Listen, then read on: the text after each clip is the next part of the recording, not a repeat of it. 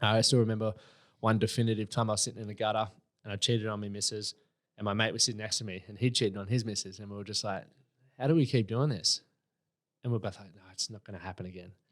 And a couple of months later, happened again.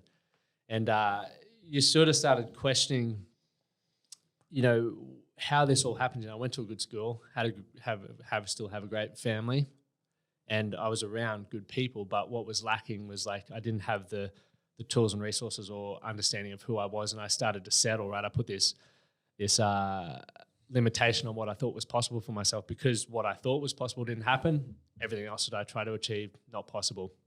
And you know, that led me to what I call my rock bottom point. And for anyone who's listening to this, if you can figure out how we can stop blokes at rock bottom before they reach out for help or support, that you're onto a winner there. But I hit rock bottom about September 2013, where I got in a big fight and at Tombers, if you know Tombers, or it's a nightclub in Toowoomba. Yeah, okay. It's changed 3 times since, but I still remember I was arrested at the bottom of the stairs, and I was sitting there going, I felt the way I just summed it up last week to a guy was I felt just disgusting.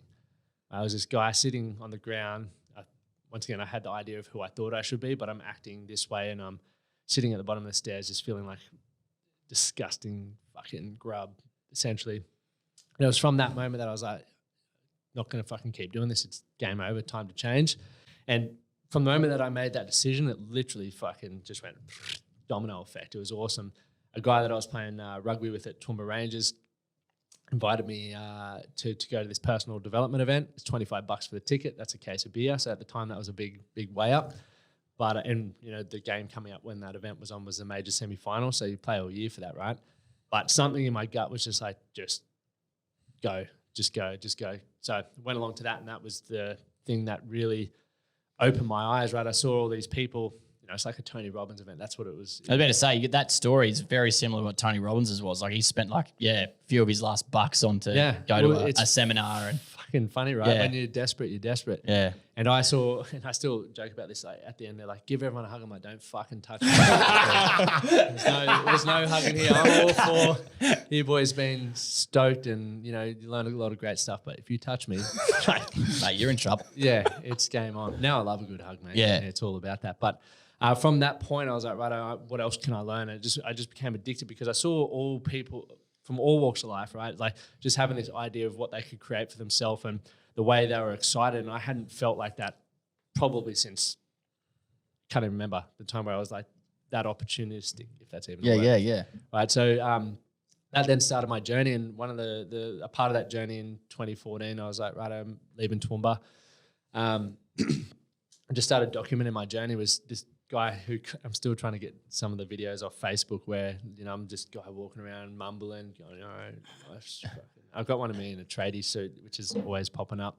I'm sitting on the job site getting paid, but I'm like, I'm going to change my life and all this sort of stuff, mumbling and as it goes. But over the time, from, you know, reading books and going to events and listening to podcasts and just actively trying to be better and understand myself more and understand where I wanted to go, that sort of built a following on social media, and people started asking, you know, can you help me? Can you help me? Can you help me? And for a long time, I was like, no fucking way. Life coach is like for a guy who can't be a fucking psychologist or can't, you know, just can't do anything else. That was, once again, it was my opinion. So I was like, nah.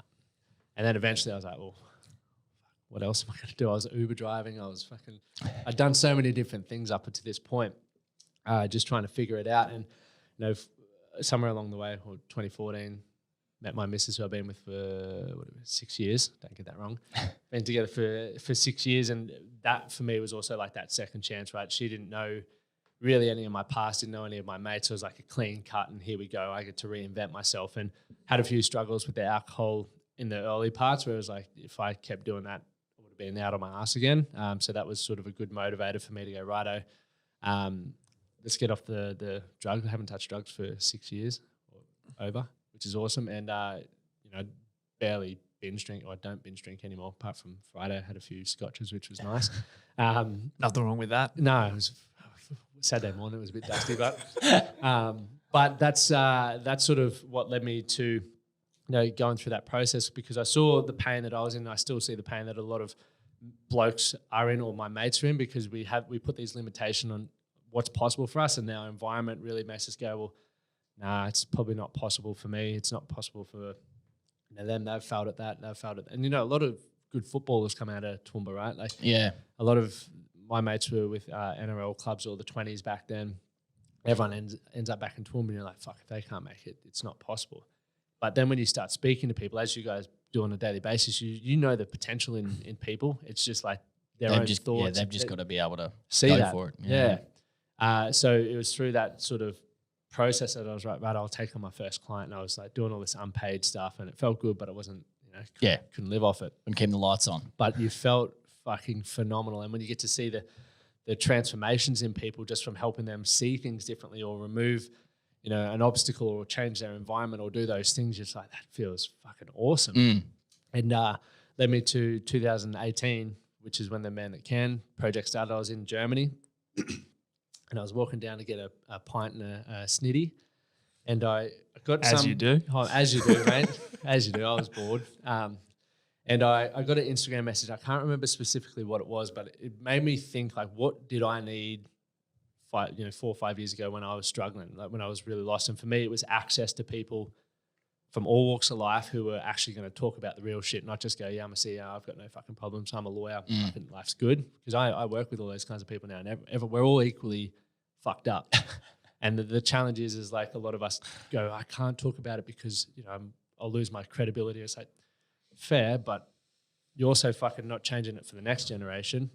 So on that point, I did an Instagram live video. It wasn't called the Man That Can Project then. It didn't even have a name. But I was like, right, we're starting men's circles, boys. Here it is. This it is. Had launched the first one in January when I got back.